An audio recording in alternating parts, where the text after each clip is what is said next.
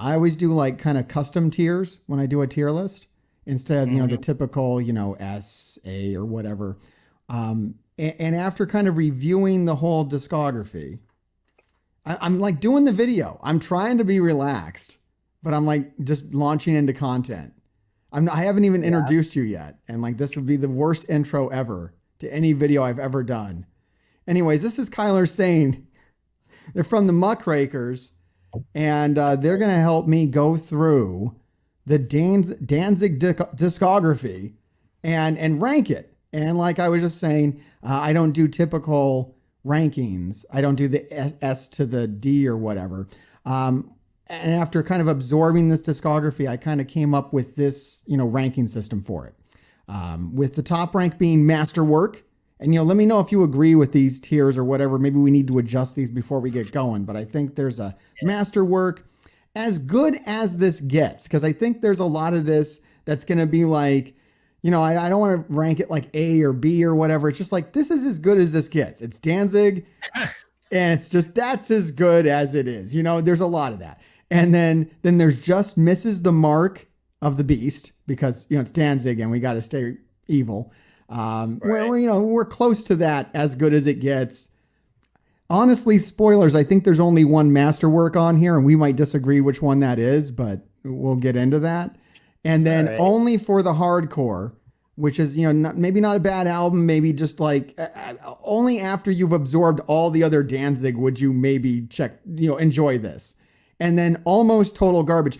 I'd like to proudly say that nothing on here is really, I don't know, total garbage. Everything has like at least one good thing on it, even if it's just one song. All right, you talk now. I've talked plenty. Well, yeah. I did take notes, but this before I decided that I might do videos after this video. Excellent. But this was when I was doing it on Post-it notes. Nice. So I do have very vague like word association with a lot of things, and cool. Sometimes I could tell that I liked an album. I know that there's one album on here where like it was Skeletons, where I just wrote 2 words on here. Misfits and Elvis, and then I forgot to write things for the rest of the album. I think our notes are very similar on that album.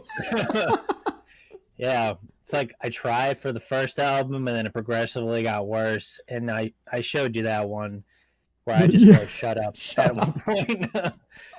But I'm curious what song that is now. I'm looking forward to it. I actually have a full notebook here. If you can see this, I have a full notebook. And it just goes on for pages. I got really into this. I don't know. What's your history with this? Because you're a younger person.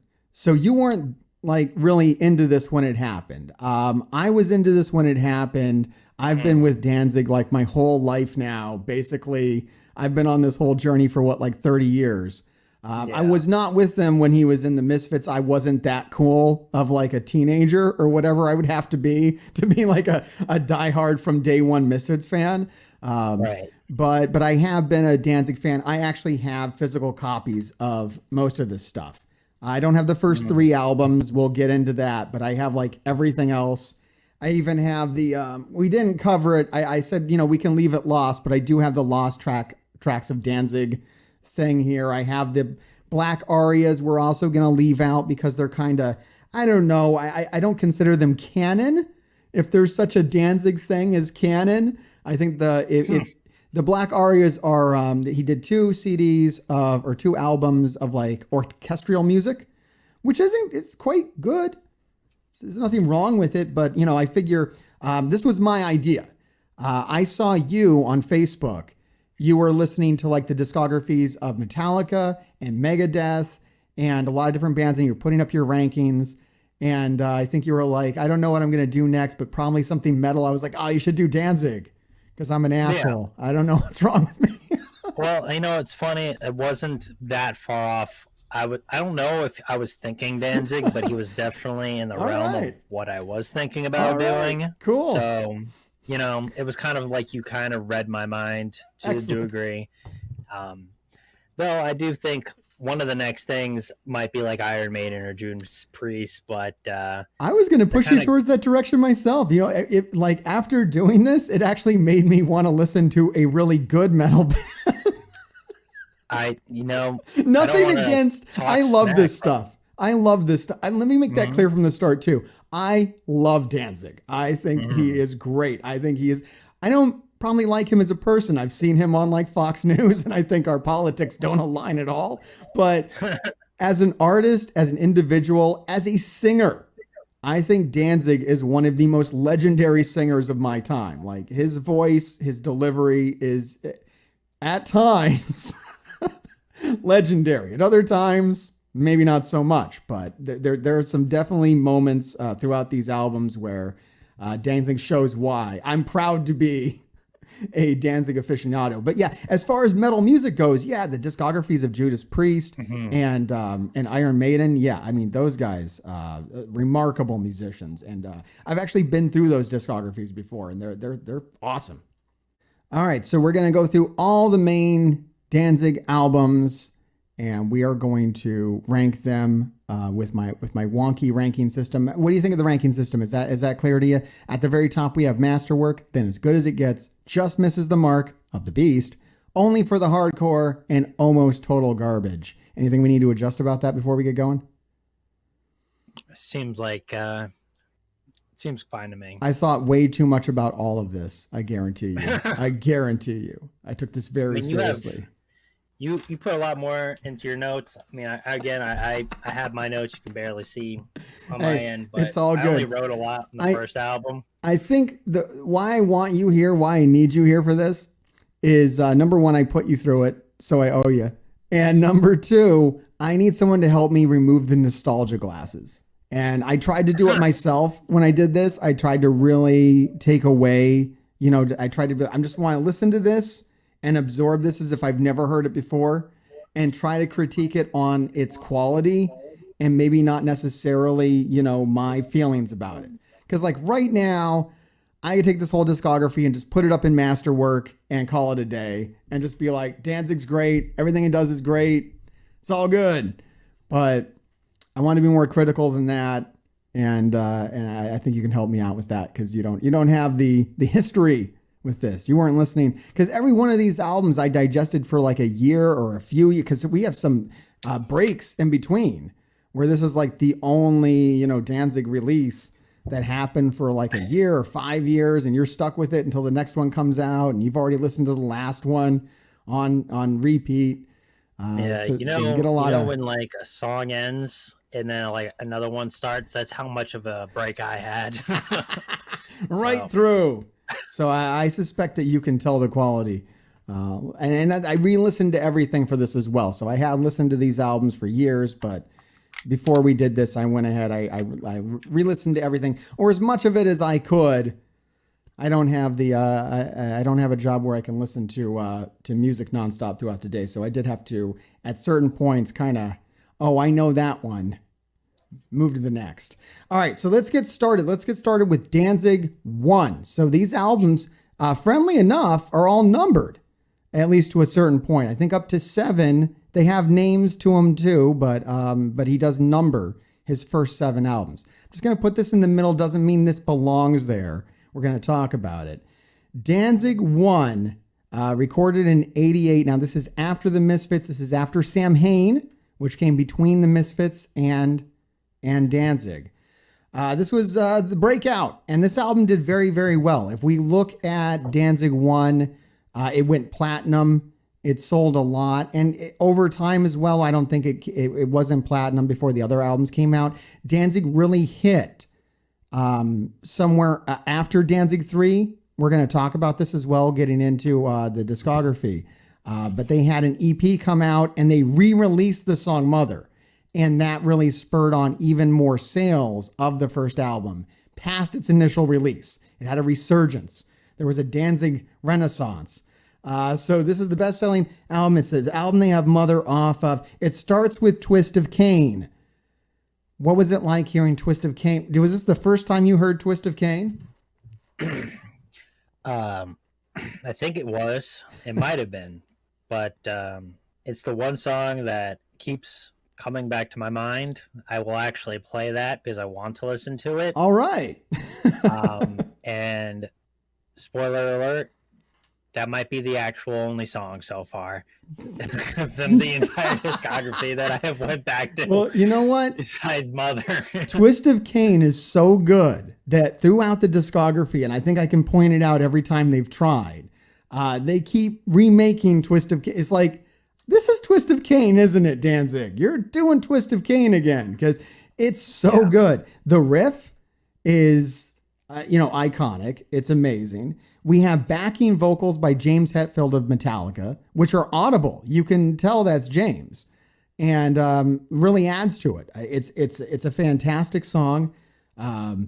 If you haven't heard it, listen to it. I think the better Danzig songs will include some whoa-ohs, if you know what I mean. As we go through the discography, I think all the better songs have some whoa, got some of that going on. Starts right here with Twist of Cain. After Twist of Cain, we go into Not of This World, and that's where we get this. That's where we start counting up. Danzig is a Badass. This is Danzig is a Badass song number 1. I'd say it's about 50% good. I'd say the second song on this album is about 50% good. Did you have any notes on Not of This World? My notes were nice guitar, vocals there, not much of a vocal hook. Yeah. A strong vocal hook is really something that's needed for the better Danzig songs. That's definitely something to pay attention to.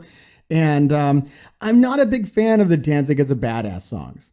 Maybe this held up better. Like I said, before the internet, before we can just Google Danzig and see what this is all about, we know he isn't like some dark magician, living in a cave somewhere. He's just really into his cat and whatnot. Like, it's just, I don't know. It's like, I prefer when he stays more abstract with his lyrics and more in, occult themes and stuff like that are good. He seems to have a lot of knowledge about the occult, which he weaves into his songs. But when it's just kind of like, yeah, I'm a badass, I'm Danzig, I'm so damn cool.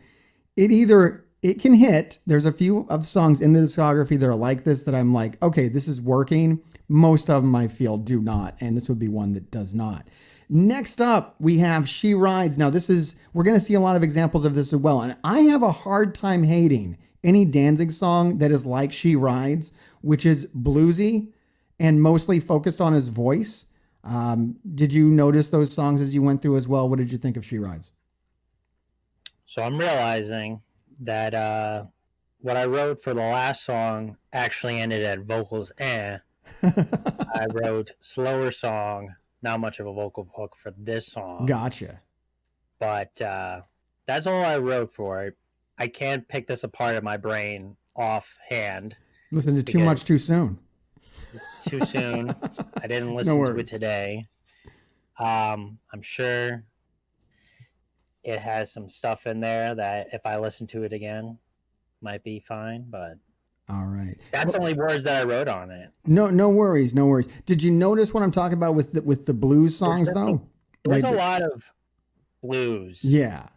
In this discography, I feel that's a strong point for him. I think that it's better. I enjoy it more. Like it's not one of my like the best song here is Twist of Cain so far, right? Yeah. She Rides is not really a standout song, but when he's doing the blues, I'm not mad. I'm not like this. It works. It's fine. It's good. I think one thing that took me a while to kind of like get over is just trying to figure out what is the norm. Because, like, not to go back to Demi Lovato. Sure. But, like, the first 2 albums I knew were rock. And when you go from, like, Metallica, you kind of have an idea, or Slayer even more so. You kind of already knew what you're getting into. But with the Demi Lovato example, you went from rock and then really went into, like, what the hell the time periods pop music was. So I had to really adjust my mindset to what that was and not expect it to be something else. Sure. And with Danzig, it's like I didn't really even know what it was supposed to be. So like as it was going, I'm like, I don't really know much besides Mother. Sure. And so as it's going, is every song going to be Mother? What? Is every song going to be Mother? Wait, this is not Mother. No, unfortunately not. Unfortunately, yes, that's correct. It's like when I was listening to the album with Miss Murder from AFI, I thought it was crazy how none of the album sounds like Miss Murder, and True. all of a sudden Miss Murder happens, and it's just Yeah. like, is this even the same band? You It's the know, single, man. that's kind of what happened with The single. Mother with this whole entire discography. Yeah, a lot of that. You can pick out the singles usually, and yeah, you can really pick them out here. I really like the falsetto. This is going to be the first instance of Danzig using his falsetto to the intro of Soul on Fire. Did you notice how great the Danzig falsetto is and how underused it is throughout this discography? I feel like I feel like when he stopped trying to sound like Danzig, Yeah.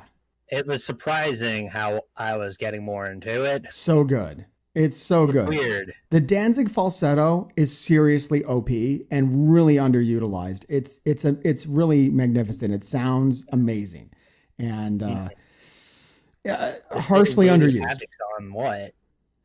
Is Davey Havoc on any of this somehow, or is he talking about AFI? I think he was talking about AFI. Now Danzig actually did. There was some crossover there of AFI and Danzig, but maybe that's a different video. All right, next song I want to bring up on here is I Am Demon, which I find to be an absolute banger. Maybe the best Danzig song ever, but I don't know. Yeah. I know Twist of Cain is definitely, Mother, Twist of Cain, but I think I Am Demon is right in there. It's great. Did you notice that? I agree, disagree. Have actually kind of, just by the fact that it is one of the top Spotify songs from them, I have listened to that a little bit more. Okay, cool. It doesn't leave too much of an impression on me, but one my note was, sounds like Sabbath. Sure. So I can't say. That's probably a pretty good thing to say, I think. I think so. I think I Am Demon is underrated. I think normally we're talking about Twist of Cain. Normally we're talking about Mother. Not so much about I Am Demon. I think that, having it be one of the better, the more played songs on Spotify makes sense. I think it's a great song on here. Next up, we have Mother. I think everybody knows what Mother is. And Mother is number 2. It's badass song number 2. But here is an instance where it works. I feel that Mother is, I don't know, I believe it here. I believe what he's saying on Mother, whereas I don't really believe it on Not of This World. And it does show that he can do these, Danzig is a badass songs. The delivery can come off correct, and it can't be denied. I mean, Mother is probably played, I'd say once every 5 minutes across the world. Mother is played somewhere, right? I don't know. Probably. It seems like it's well known. It's the song you knew before all of this. You knew Mother, right? I knew Mother before I knew who Danzig was, so sure. There's that. There is that.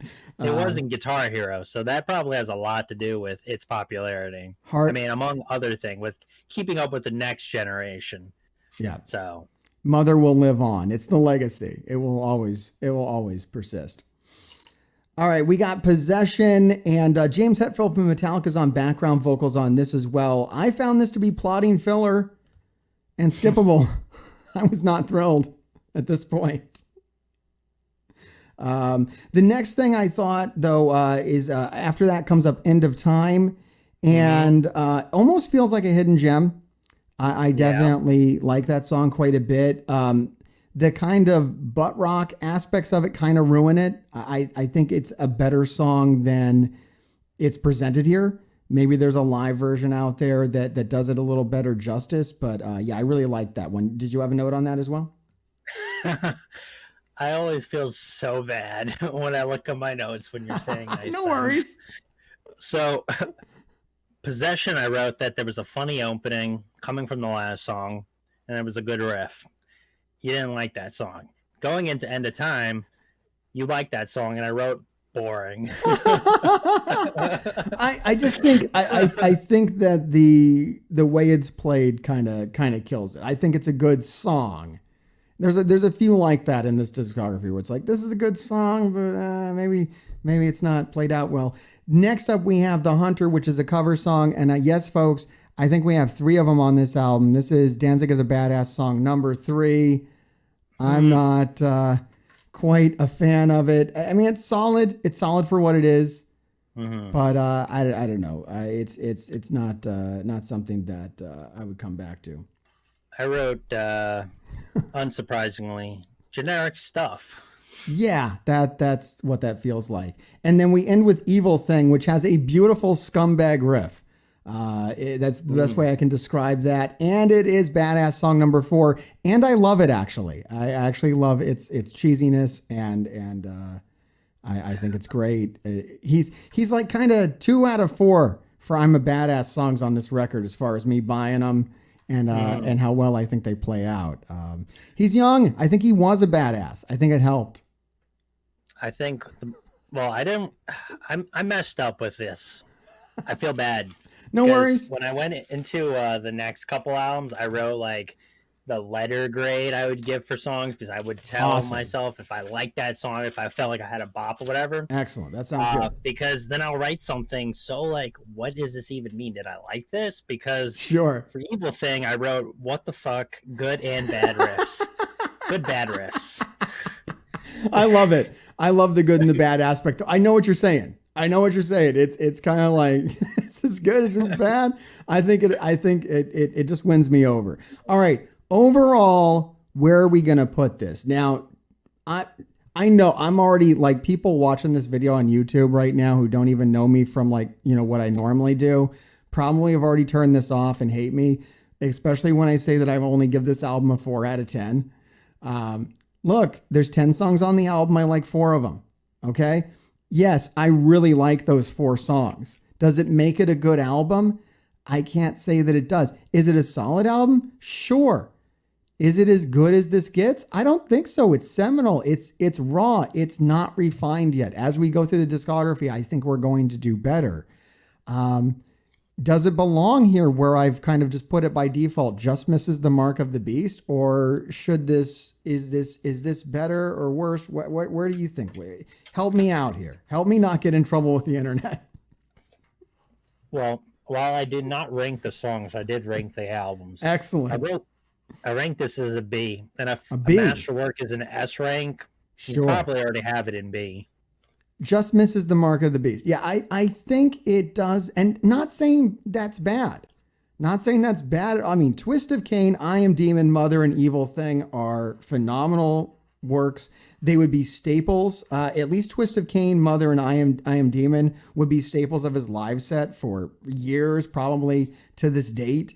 When he goes out and plays live, at least one, if not all 3 of those are getting played. So that's pretty amazing, to have that on your, first album. Not technically his first album because he had 2 other bands before this, but still, they're quite good. But I mean, for what it is worth, I mean, coming from being in a band, your first album's never going to be your best. Sure. Sometimes it might be your only. Sure. But like my first album, obviously I didn't come out of like a super successful band. Yeah. But he did come out of a band that had a really big popularity to begin with. So like the Misfits are legendary, for better or for worse, whatever you want to call infamous.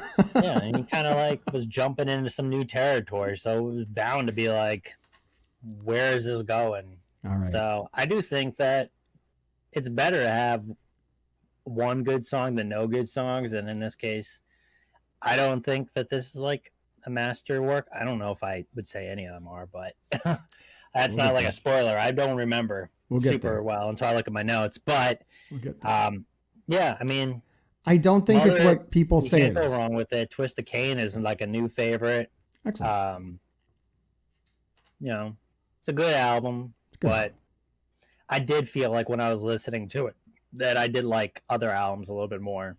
All right. Well, good deal. Yeah, I think that a lot of people will just like put the first 3 albums all up in Masterwork and then like ignore the rest of the discography. And that's something that that's one of the reasons why I want to make this video, is to show like, there's actually, a lot of other stuff that he did after the first 3 albums that was just as good or better. And I think a lot of people are putting the first 3 albums up there on the strength of a few songs instead of the strength of the album as a whole. I don't know. Yeah. Maybe that's me. Maybe me and you don't actually like Danzig. I don't know. People let me know down in the comments. They'll definitely let me know down in the comments. All right, let's move on to Danzig 2. This is this guy down here. Once again, I'm just going to stick it in the middle there. It might go up, might go down. I feel that the recording of his voice is even better on this. I do agree with this. A lot of people will cite this as well. They'll notice like between like just the recording of his voice gets better from the first album to the second album to the third album. I'm able to concur with that. He sounds even better on here. However, this album opens up with Long Way Back from Hell. Did you notice it was actually Detroit Rock City? I felt like there was I felt like I heard that. Right? Yeah. And once I heard it, I couldn't stop hearing it. I'm sorry that the Long Way Back from Hell is literally Detroit Rock City. Yeah, it was one of those songs where I was like, is this a cover? Is this Detroit Rock City?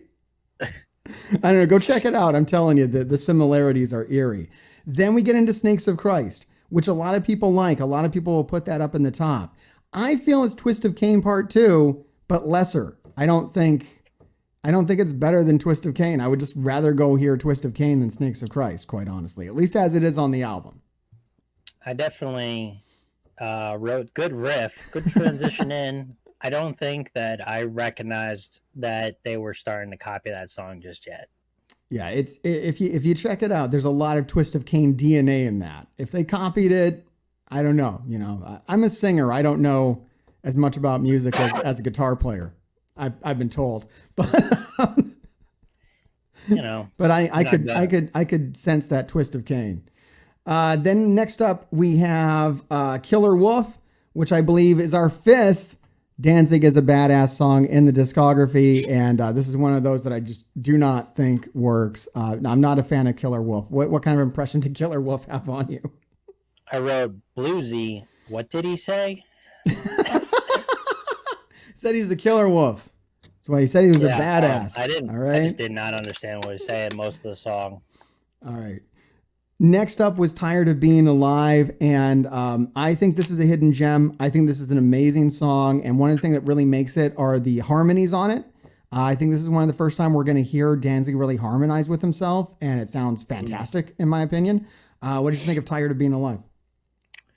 I wrote okay vocal harmony. Yeah, boring. You noticed it. Okay solo. I really was mixed bag on that one apparently.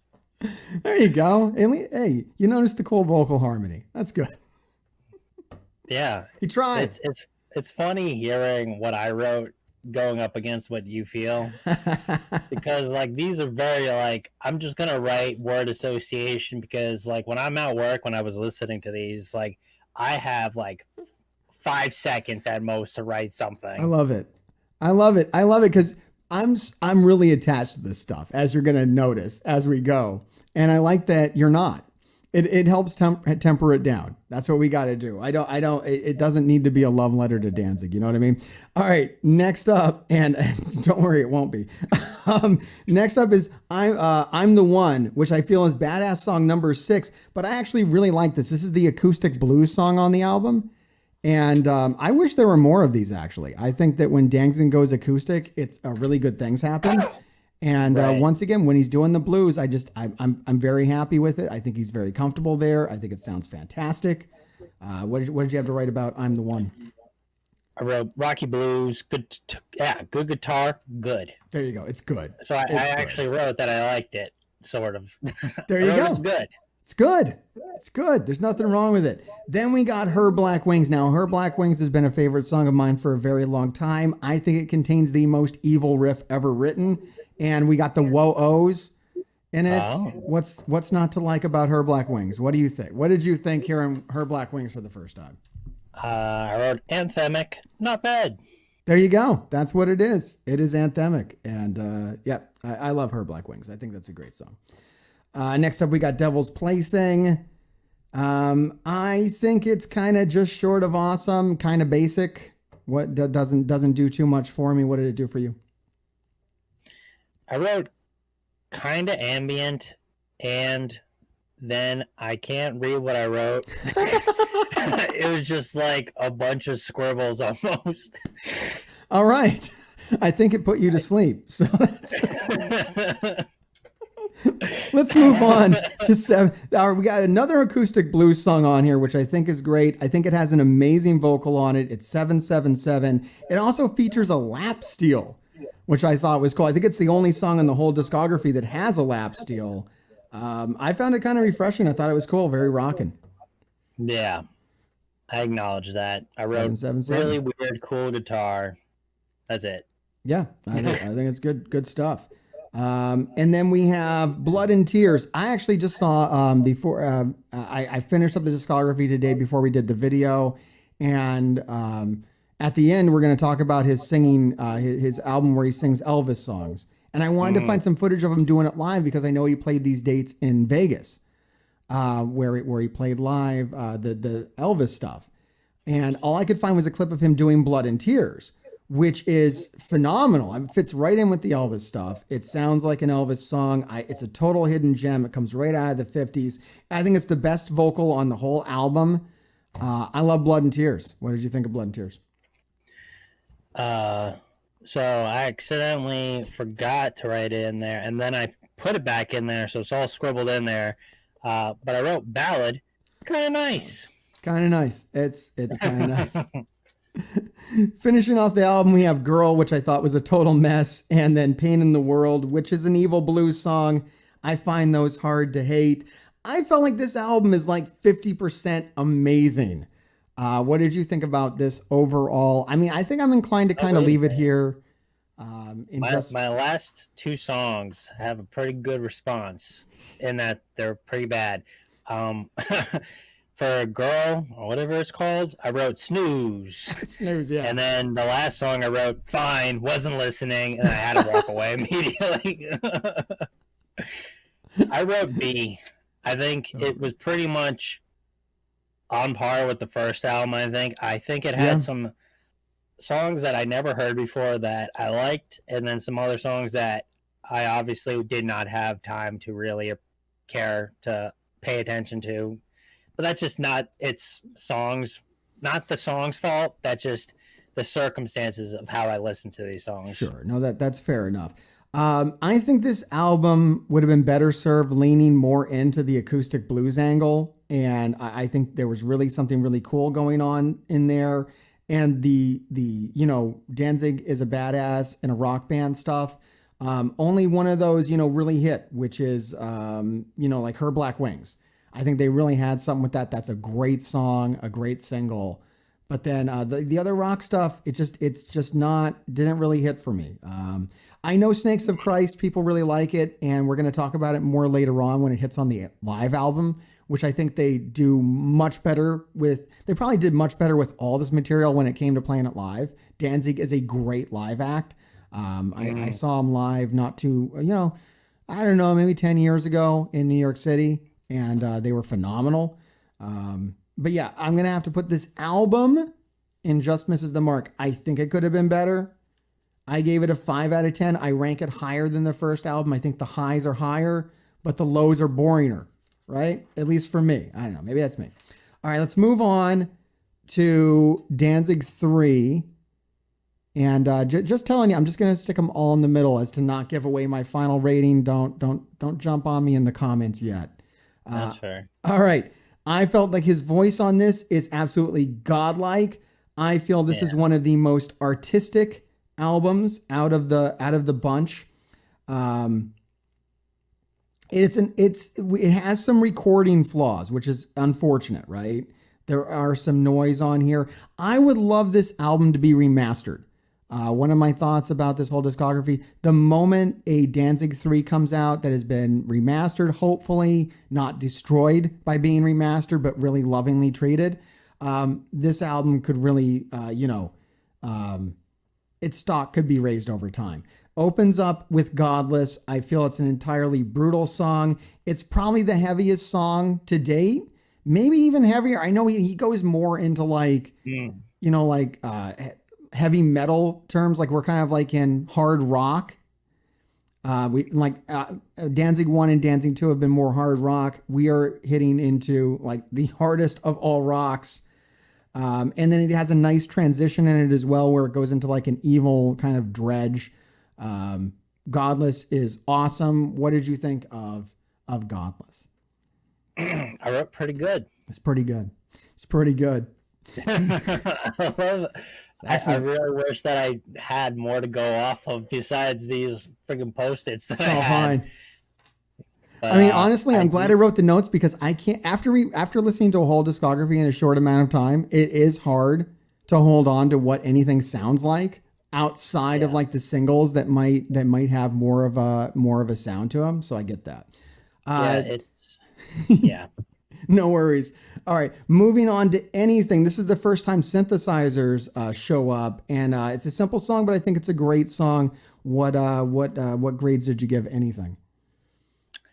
I think I might have actually wrote the most for this song than anything. Okay, great, interesting. Because it is anything. I wrote rocks a good bit. Sounds kind of like Kryptonite, the song by like Three Doors Down. Yeah, I didn't notice that. I don't even know if it came out yet. I gotta write that down and listen. No, it had not. And then he sings different, and there are solos. I didn't write if they were good to me or not, but they are solos. Kryptonite. I gotta see if it does sound like that to my ear as well. All right. After anything, we move over to Bodies. It's a blues song. It's hard to hate. I think it's the best blues song yet. It's like the best heavy blues song that I heard out of the bunch. What did you think of Bodies? This was the song I wrote "Shut Up" on. I could have really been a couple of different songs. I think it just kind of bubbled up to me at that point. I don't remember it, honestly. I think that I'm more fond of the blues. Danzig. I don't mind him doing blues. I'm more fond of him doing the Misfits. I think that was been my takeaway from this. Yeah, but, If you're not ready for blues Danzig, it's going to be at least harder. I think these first three albums, I think we give up on the blues at a certain point and we don't really come back to it. I guess it goes into like some industrial stuff. Yeah. We go heavy metal, we go industrial, and we kind of get away from the blues. And I just find I know it works better for me, but maybe you take more towards the other stuff, or maybe you hate that even more. We'll find out. Next up, we have How the Gods Kill, which I believe is epic. It's evil as fuck. The only problem with this on the recording is that the vocals are very noisy. They actually have a note about this where they know the vocal was noisy. They left it in because they felt the performance was so good. It's one of the things where if you went and remastered this, you could pull that noise out now with the technology we have. That would be a snap. I would love to hear a very clean How the Gods Kill. The noise is a little distracting. I'm just an audiophile. I'm a dork. So that kind of stuff bothers me. What did you think about How the Gods Kill? Well, I wrote ballad riff sounds simple. Meh. I love how much notes you have, and I just come in with that. It's all good.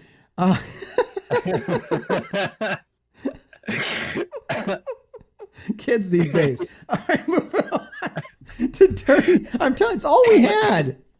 It's all I had. We didn't have all these options. Either you got into How the Gods Kill, or man, there was nothing else that sounded like it. Then we got Dirty Black Summer. We got the Whoa-Ohs. It's another one of those riffs. It's kind of like it's a lesser Her Black Wings, really. It's diminished returns, in my opinion. I still think it's a good song, but lesser than Her Black Wings, in my opinion. I already knew that I kind of liked this song, but all I wrote was Trippy Dude. Radical, tubular. The music video is pretty something. Yeah, that's one. They're in the desert and stuff.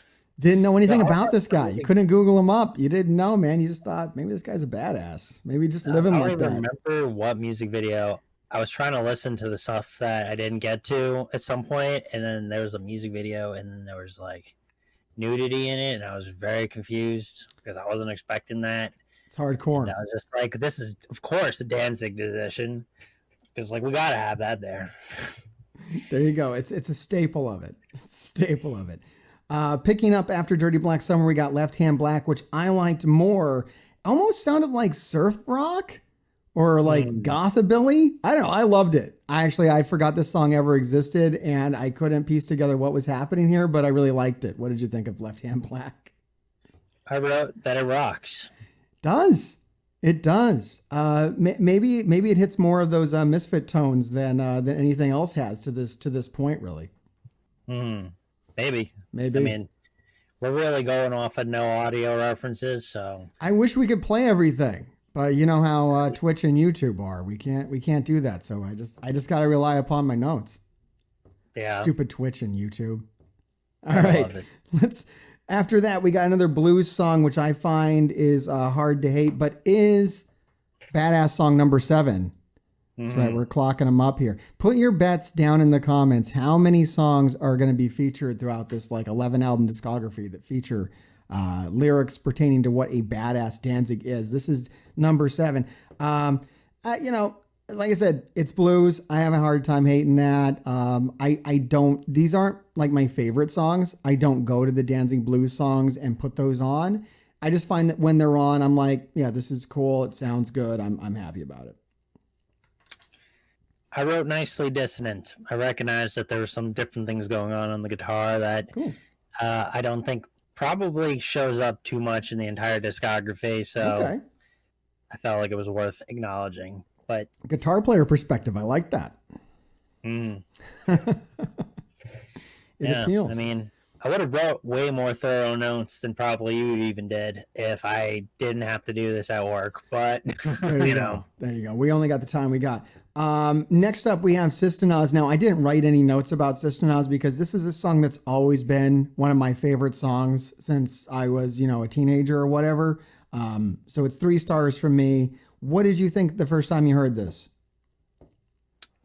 I wrote love song? Yeah. It's weird, right? I was just like, you don't really come off like a guy who's really writing love songs. I think he does them great. I think it goes well. I mean, look, at the end of the day, the secret's out. We know this is a man that just loves his cat. Okay. We know this is a guy. He's just out there picking up the kitty litter. I think he's a gentle soul. I think it comes out when he does stuff like this. I think the badass stuff doesn't play as well as the love song stuff. I think he's great. It's his voice. His voice is lended very well to this. It sounds fantastic. I love this kind of stuff. I'm very happy that song exists. Next up, we have a blues cover song, Do You Wear the Mark? And I think this is even better than the last time. I thought at this point when I was listening to this, I was like, oh, this is even better than the last blues song. Kyler, did this blues song do anything for you? Can we get you to like the blues yet? What do you think I wrote, Allie? Speak up loud. You hated it. What do you think I wrote, though? Meh. I literally wrote meh. So there you go. I mean, this is good insight. If you're kind of lukewarm on the blues, these first 3 albums might not carry as well for you. People that like them, I think people that rank these first 3 albums probably really like this blues stuff, like love it. And maybe that's why the rest of the discography falls so flat with them, because we get so far away from it as we go on and it just doesn't really come back. Then we end with When the Dying Calls. I feel it's filler. I don't think it's needed. This album should have ended on Sisters, really, or Do You Wear the Mark? I don't think we needed to go to a 10th song here, but it's there. It's fine. Did you have anything to say about that one? I wrote that I forgot it happened. Yeah, pretty much. That's how I felt about it too. So I've got a high rank on this. I think this is a 10 out of 10. Quite honestly, I think this is the masterwork that people, kind of claim it is. There's a lot of solid stuff on here. Would you bring that down to earth or let it ride? Well, all I will say is that I gave the other 2 albums a B. I gave this one a C+. Oh, wow. You didn't like this as much. I really kind of just went off of what I think I liked. Interesting. It was so hard to take in because you already know what you like and what you've already experienced. Yeah. Sure. I'm going at this bulldozing through history without any sort of context or experience. I'm just hearing it for what it is, and I don't know. I just it maybe I might was be having my a bad day. nostalgia glasses. It might be my nostalgia glasses. It's possible. I'm not saying that your opinion is any more or less valid than It's my all experience. opinions. It's all I don't think opinions. I don't think what I'm doing, the way I have been doing it before you asked me to do this, is the way to listen to music, for one. But I also think that when you listen to music that you like versus music that you're lukewarm or you don't like, Sure. you're going to have a really aggressively in one or the other direction when you try to go through the entire discography. Like I got into the Beth or Demi Lovato recently, which is very weird for my punk credibility or whatever when we're talking about this. But like it was super easy to do those ones because one was really short and one I just was interested in to see where it goes. But like again with the Slayer one was really tough. I didn't really know a lot of it, but like a lot of it was the same, and I wasn't really super ready to listen to something like that for that long. Sure. So like going into Danzig, I felt like this was actually a lot easier to listen to than like the big four, but at the same time, I knew nothing besides Mother and Dirty Black Summer, and honestly, You know what? I kind of get where you're coming from because 3 is kind of like deep cuts. Like it doesn't have. It has Dirty Black Summer as your single. What's that? Like that anyone that doesn't go to seek this music would know. You know what I mean? Yeah. It has no. It has. It's for the initiated. Let's say it's for the initiated. And you know what? This is a collaboration. So let me take this down one notch. I don't want to bring it down any lower than as good as it gets because I think it is at least that. Whatever the hell this is. And I'll give you that. Like, what the hell is this? What is going on here? I do feel this is like one of the most artistic things that we're going to run into. So for that, it's probably, a little bit above other things in my opinion, because I think that they were kind of going for something here, which I, give a lot of credit to. But yeah, if you're coming into this and you don't have a barometer on it, it might not be a masterwork for you. You might not see it. And you know what? I actually don't want to give it masterwork because I feel very strongly it does need a remaster. Did you notice any sound qualities when you were listening to this? Or I'm not sure which album it was, but there was definitely some weird stuff at some point in one of the albums where I was just like, I can't even tell what's going on with his voice or like what was going on in general. Yeah. But that might have been like the 5th album. There's a few that have production issues, but this is the one where it's most glaring to me because I think the songs are really good here. So having a really pristine recording would be great. I think this would be a really good remaster. I mean, I know that this is a collaborator and that's why I brought it down, but I don't even know if that's a fair critique. But like, I think it's fair. I mean, maybe you listen to it. Maybe it's maybe the prior albums were better, so maybe it did deserve to be better than it was. There you go. But like, think about a lot of other like punk albums or stuff like that, or like the metal albums of its time. It's just like some of the shit doesn't sound very audibly pleasant, but like the music was good. Sure. So, it's really about the music more than like even the audio quality. But if it's so bad that it's bad, because there's certain songs that like you probably think are a lot better than they probably are just because they're recorded super good. But like then there's certain really good songs that you think are really bad because they're recorded really bad. Yeah, it can color the way you look at it for sure. Yeah, I agree.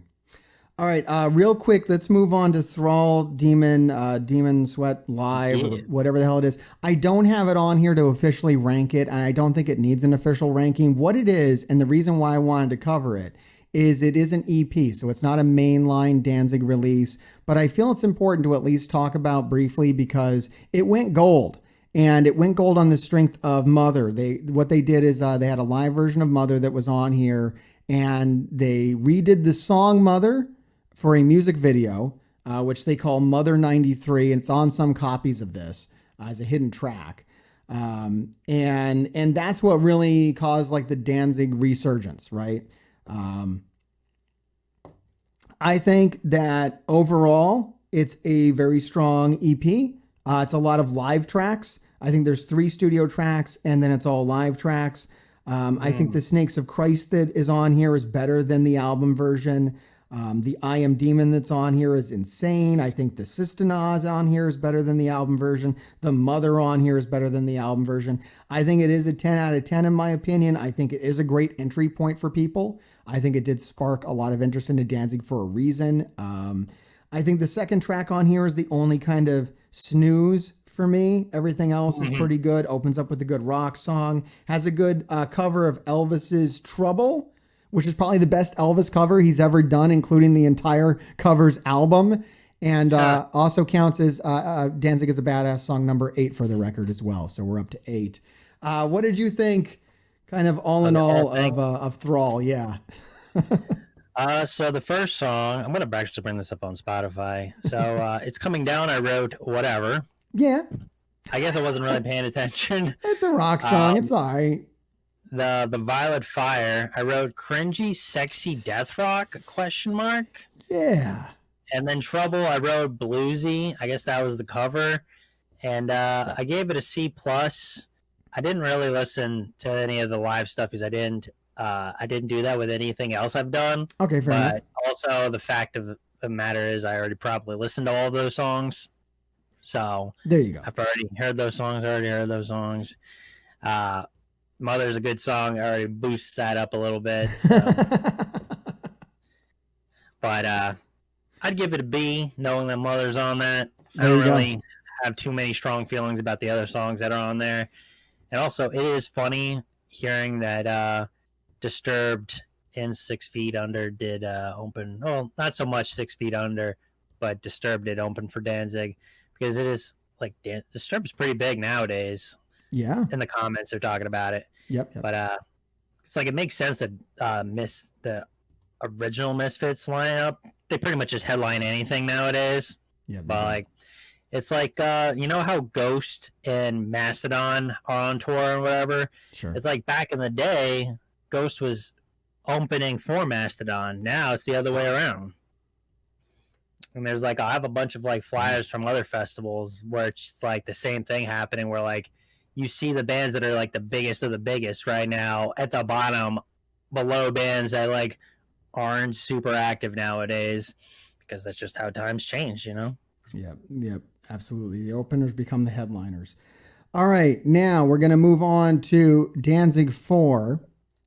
This was, so yeah, another good note here is this with Thrall. Also, you know, I gave it a 10 out of 10. That was my entry point. I came in with everybody else at the time when Mother hit MTV. It was like, oh, what is this? Let's check this out. And then, yeah, like the first album that came out after that was Danzig 4. So this is really like, I was there when this happened. From this point on, whenever an album came out, I would obtain it very shortly thereafter. So I'm doing these in real time now. The first 3, that was, you know, history for me to catch up on. Which one are we going to now? Danzig 4. Cool. I don't have a lot of notes on this. I have very minimal notes on it. Good deal. And let me tell you. All right, maybe I should open and then I'll let you bring me down to reality on this. Danzig 4. I'm just going to go right to the rating on this and maybe be controversial. I believe this is the masterwork. I think this is everything that I like about Danzig. And like I said, now I might be incredibly biased because this came out, you know, I was there when this came out. This was news when it was happening for me. But even when I go back to this, the way this is recorded, the way this sounds, the quality of the songs here, there's very little on this album that I don't like. It opens with Brand New God. When they played live, I believe they opened with Brand New God when I saw them, even though this was an older album. I think it's an incredible opener. It has a lot of punk rock kind of energy to it, hard rock, great song. Can't Speak was a big single off of this. It was the only other charting single besides Mother. I do enjoy the more mellow aspects of Danzig. Now, a big criticism this album will get is people will call it experimental, which is interesting. And I think it's only really called experimental in my opinion, because the other 3 albums up to this point were kind of straightforward, you know, hard rock albums. So to call this experimental at the time, we came out here in 94. If you hold it up to its peers, it's not doing anything more experimental than like Soundgarden was doing, right? And I don't know if they got that label the same way this album gets. I think it's just a very good alternative rock album. It has lyrics that verge, and thematics that verge on, the occult and maybe darker aspects than you would find at pop music of the time. Has absolutely amazing songs on here, like I Don't Mind the Pain, which was a single that didn't chart at all. I feel that there was a lot of problems with this album commercially, that it was panned a bit by critics and whatnot because it was not, I don't know, maybe it came out in the wrong political climate. And, like they didn't want to play Until You Call on the Dark on the radio because the lyrics were too, I don't know. I don't even, listening back to it now, I can't even find what's shocking about this album. What do you think of Dancing 4? You want me to go down all the songs? Yeah, you take it this time. I like them all. I think it's great. I think there's only a few songs on here that I don't like. We can talk about them when I get to them. We'll see if we agree. All right. So Brand New God, I wrote fast, good. Little Whip, I wrote drugs. Can't Speak, I wrote cool. Going Down to Die, I wrote slow. Up Till You Call on the Dark, I wrote spook, or I guess spooky. Dominion, I wrote, actually, I didn't write anything. And then I wrote, for Bringer of Death, I wrote, forgot to note. So I don't remember anything. And then Sadistical, I wrote, spooky, what the fuck? And then Son of a Morning Star, I wrote, chill. And then I Don't Mind the Pain, I wrote, chill, but heavy. And then Stalker Song, I wrote, fine. And then Let It Be hold on. Captured. I got to come in there. Stalker Song is absolutely Danzig is a Badass song number 9. I feel the Stalker Song is a bit of a filler song on here. I think it's a good vocal, but not exactly a fan of Stalker Song. Sadistical, also I don't give high marks, but I think overall we're doing well. Let It Be Captured. I wrote slow. And then the last song, I didn't write anything. Yeah, that's not really a song. There's like a bonus track on here or whatever. I think that was like a thing that's 4 seconds. So it's not really a song. It's not a song. I actually think Let It Be Captured's a hidden gem. I think it's better than Can't Speak. I think it's like the same note progression as Can't Speak.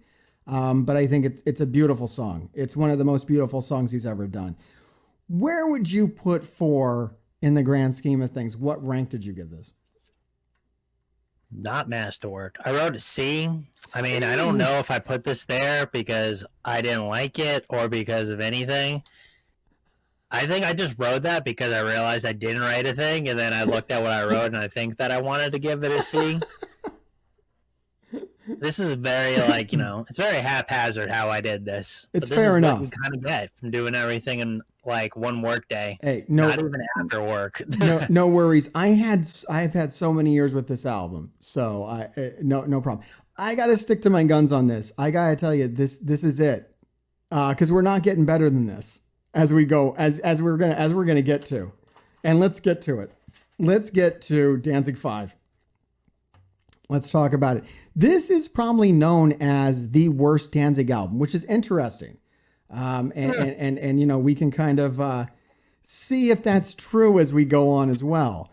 But this is Danzig 5. I believe I had to, I did apologize for this. I apologize making you listen to Danzig 5.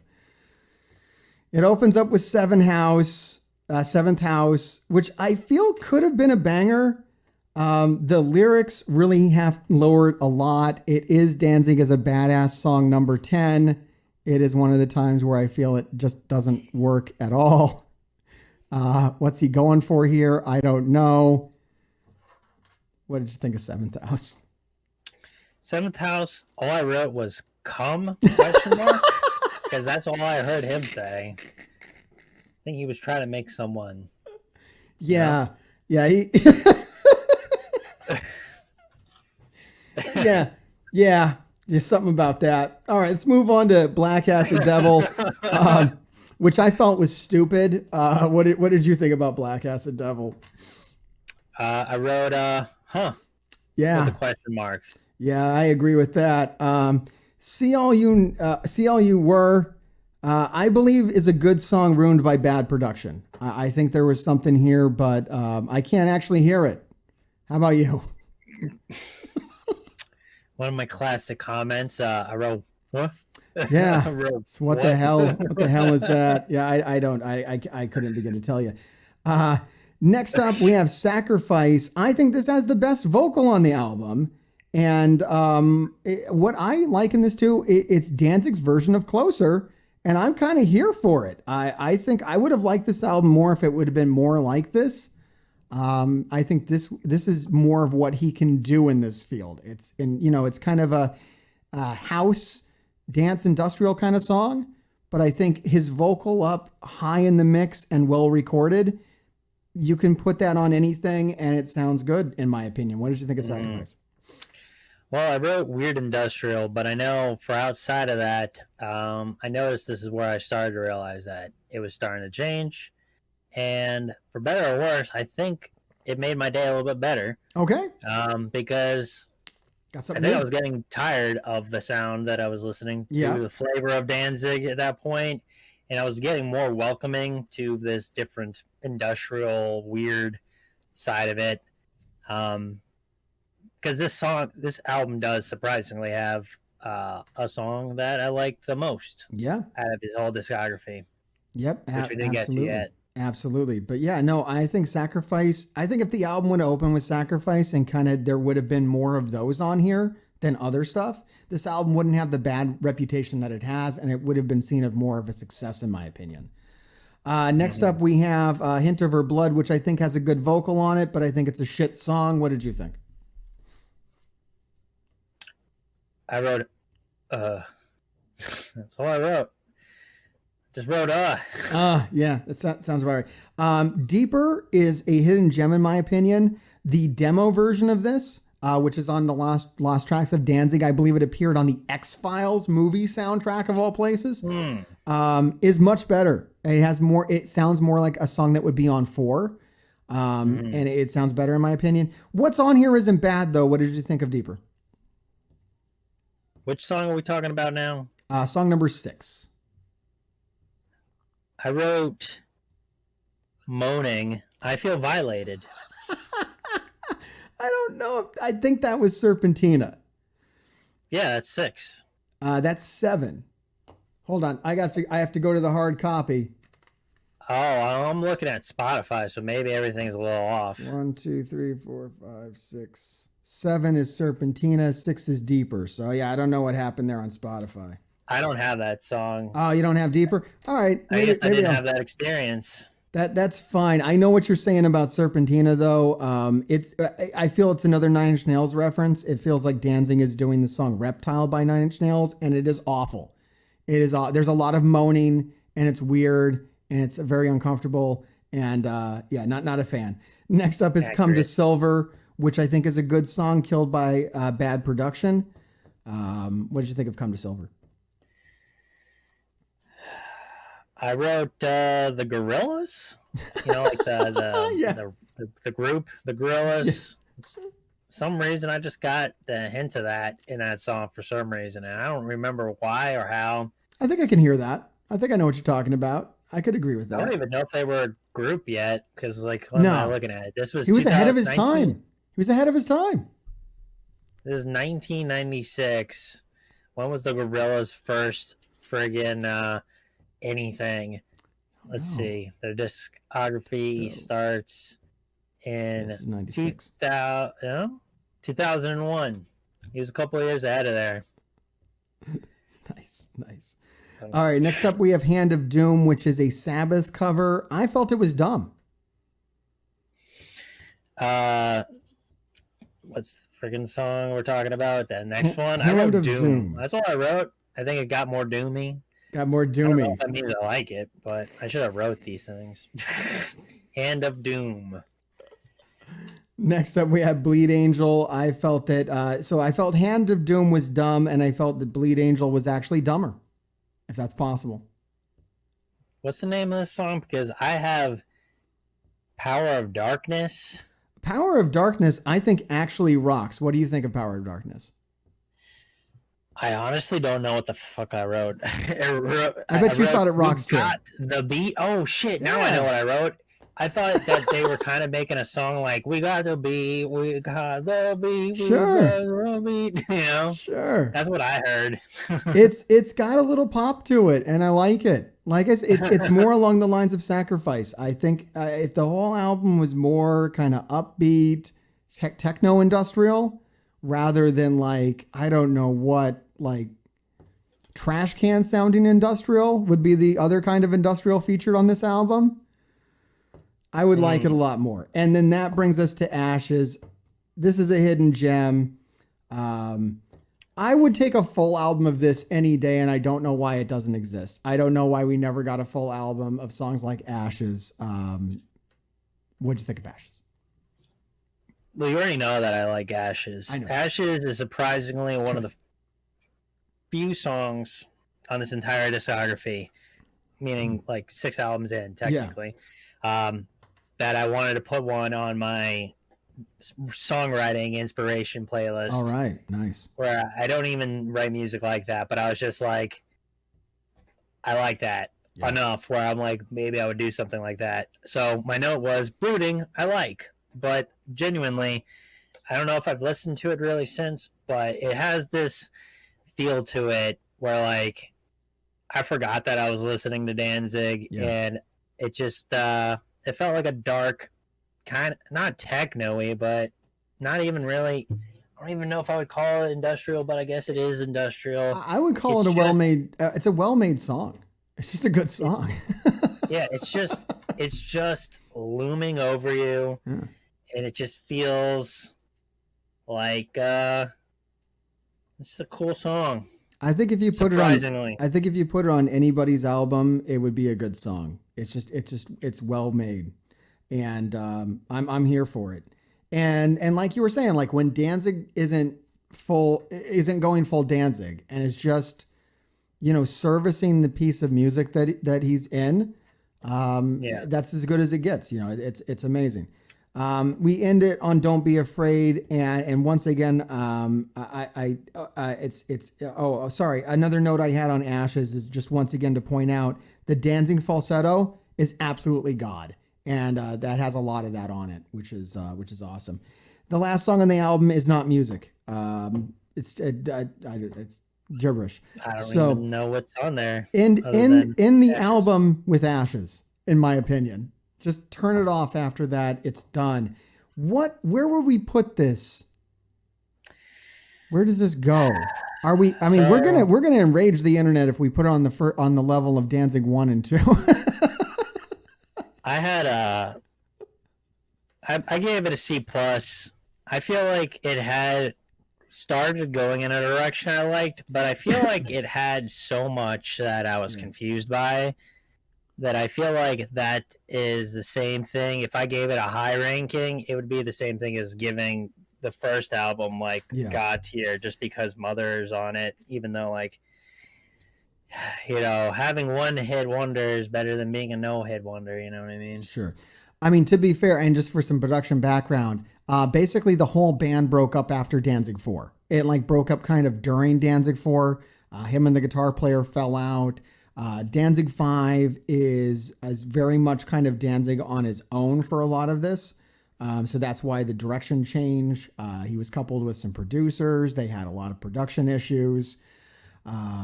You know what? I think it goes right here. I think it goes on Just Misses the Mark. It's a starting over. That's the reason why it's there with the first album and second album. People can like the first album. You can put these albums wherever you want to put them. But for my made up ranking system, I think it just misses the mark of whatever the fuck it's trying to do, which is a different thing than what Danzig 1 and 2 were trying to do. This is like some other thing. I might have given it an arbitrary marking, but I knew that when I listened to 5, that I did more than most things up to that point, surprisingly. Sure. I thought there was a lot of stupid stuff on it. Yeah, it's mixed bag. Putting my professional hat on because I am in a band. Sure. I would say there's things that really aren't my taste, but like there are certain songs that really did hit for me that I wasn't expecting, especially considering it's so far down the line. Yeah. And it doesn't sound like anything that they were known for. It's not a Twist of Cain. It's not a Mother song. Yeah, there's nothing on here. I don't even think we have. Oh, we have one Danzig is a badass song on here, but we're not really treading into anything that's safe territory for him, which I think is rather bold. Is this even on the? Is this even on the friggin' tier maker thing? Which one? Danzig 5? Yeah, it's right here. It's this red album cover. It's had a few different album covers over the years. He keeps putting new album covers on it, hoping that people will buy it. I don't know what's going on. I think that it's an interesting listen. I have to apologize to everybody that turns it on and gets hit with that first song. But other than that, there are some good things on here. It's interesting. I think at the end of the day, the thing you can say about it is interesting. All right, that brings us to Danzig 6. I'm just going to throw it up here, and let's talk about Danzig 6. It opens up with Five Finger Crawl, which I think is a better opener than 5. Mm-hmm. Did you notice, you listened to the Metallica discography, but maybe you didn't grow up with it. I picked it out. The chorus of this is actually the breakdown to One. You know the song One by Metallica? Yeah. If you notice that, it's like the same riff and drum to it is the same as that. Actually, Five Finger Crawl. Listen to it. Yeah, you'd have to re-listen to it. But it reminds me a lot of like a Rob Zombie kind of sounding jam as well. What did you think of Five Finger Crawl? I wrote that it said I just wrote Whisper Rock. That's all I wrote. Whisper Rock. Nice. I guess it was a chiller rock song. I don't know. Well, a lot of people thought that Danzig was having problems with his voice at this point in his career, which is interesting. I don't believe that he was. I believe it's just a stylistic choice and a recording choice that they're taking on this album. I don't think. I mean, as you'll go on, we'll hear his voice be just the same as it was before on recordings. But yeah, no, there was a lot of speculation around this time. It wouldn't go away that like Danzig was losing his voice. He has vocal problems that would persist with him up until, I think, Death Red that we're going to get to later on. But yeah, it's weird. Number 2 is Belly of the Beast. I think it kind of sounded almost Tool like the band Tool. What did you think of Belly of the Beast? I liked it. I like both these opening tracks. That's funny that you compared it to another band because I didn't compare it to Tool. I compared it to Drowning Pool. Okay. That what's it called? I think it's not the hit, obviously, not the Let the Bodies Hit the Floor, but like the Tearing Away, or what is it called? Actually, I'll just search it. I don't know, but I think that's probably a more sophisticated way to say it is like that. Because it wasn't really like Tool, but it like bands like that kind of, what would you call it? Like groove metal? I don't know. It's cool. I mean, Tool is, like they're like progressive. Yeah. I would say rock or first metal, album Tool, but then your other bands picked that sound up and Tool kind of progressed past it. Let's see what Wikipedia say. They say a lot of this album, art rock, post metal, progressive rock. I mean, does not say new metal anywhere. I mean, unfortunately, they're a bit too, what's the word? Complicated. Yeah, to really fall under absolutely new metal. And this is not complicated. In fact, I want to move past this album a little quickly because I feel this album is really boring. I don't know. Did you get that feeling as well listening to this, that this was a boring album? I'll just help you move it along quickly by telling you the rest of my notes. Sounds good. So the next song I wrote, Doom, good, then new metal, then new metal, and then what the fuck, and then the next 2 songs I put a scribble and a check mark that I just listened to it because I didn't know what to write about it. And then the next song, which what is SC the initials for? Then Satan's Child, I wrote, I like that shit, and then I circled what I wrote. And then the next song. Hold Into on, the hold on. Mountain- I want to catch up to you. So Cult Without a Name, I think that might have been the one you said what the fuck to. and then, I that's the believe. one after. Oh, okay, excellent. We got to put a note on the counter. That's actually Badass song number 11. So that's on there. Badass song number 11. I think East Indian Devil. Maybe I don't know. That's not music. I have that note on there. Cold Eternal, which is number 8, is not Ashes, which is a damn shame because it could have been. And then Satan's Child. I that's interesting. You like that? I have a note down there. I wanted to know, is that a parody song? It felt like a parody to me, but maybe that's it. Maybe it could be a good thing. I can get with Satan's Child if I stop thinking about it. I'll enjoy it a lot more.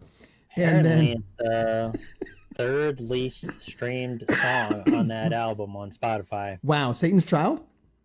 Yes. Well, there you go. Who knows? Which is funny because it's the name of the album. It is. So speaking of badass songs, it does end. I do want to talk about the final song on the album because I believe it's a hidden gem. I don't even know how much of a hidden gem it is because it literally opens The Hangover. Have you seen The Hangover, or maybe it was The Hangover 2? I can't remember which one. Opens with the song 13 by Danzig, which I thought was awesome when I saw the movie. I was like, they're using a Danzig song? What the fuck? You know what's funny is that the one song right before it has 2,000 streams, and then 13 has almost 500,000 streams. Yes. Yeah. So I don't know. I think the secret's out. That's a good song. It's badass song number 12, but it is, I think it works. I think he truly does sound like a badass on this. I think he wrote it for Johnny Cash. And I think Johnny Cash might have even sung it himself as well on one of his albums. But it's phenomenal. I don't know. I really like that song. What do you think of 13? I wrote boring. Oh no! I don't know. I got to re-listen to it. You got to re-listen to it. I think I want to hear the album that opens with 13 and then goes from there. So for anyone who doesn't know, I've said this, but we've already been streaming for like an hour and a half or so. I listened to all these albums in one 8-hour shift at work. That's a good note. So like I did not have any background, listened to it when it came out. Yeah. So I might have very monosyllabic answers to his responses that he grew up listening to it. But like I did what I could. I played with a lot of his bandmates and everything in their own bands, but it is weird because I don't have any nostalgia. I don't even have a second playthrough of the song to go off of. And also, this is like literally almost 6.5 or 7 hours into listening to music. It's a lot. Yeah. So I got way more like whatever with everything. Yeah. And you'll find out literally because I have something's got to be good. So that tells you how good a song like Ashes is, where you are like 5 hours deep into this discography and you're like, this is my favorite song ever. Yeah. Because you're just done with music at that point. So it's got to be good. All right. But 13 wasn't quite good enough for you. Where do we put this album in the grand scheme of things? I think that we're going down. This is going to be our first down here in the depths. Is it only for the hardcore? This is funny. I don't think my ratings mean anything. But I wrote B-. B-. I went up, but sort of down at the same time because the last one was C+, which is the same thing. All right, you've lost all credibility on this aspect. That's awesome. Okay. All right. Well, thinking about it now, I only think there's one really good song on this album, which you found to be boring, which is 13. And then I think the opening 2 songs are good, but then I think the rest of it are really boring. And then, maybe I can get behind Satan's Child if I just think of it as a parody song. You gave this a high rating. You know what? I would be inclined to put this down to almost, because the worst thing music can be, in my opinion, is boring. And I feel that this album's boring. I gave it a rank of 2 out of 10, but maybe that's too harsh, especially with, I think the world agrees with me that 13 is worth listening to. It's got a lot of listens out there. Yeah. Let's put it only for the hardcore. I think maybe once, and maybe you'll like it more because like you're giving it a high rating, but after you've listened straight, this is your 6th hour of Danzig at the point you're listening to this, and you're giving it a higher rating than what came before it. So that's not all bad. Yeah. And also, they're saying it right there in the comments, different strokes for different folks. Absolutely. I definitely haven't. Do like this entire time.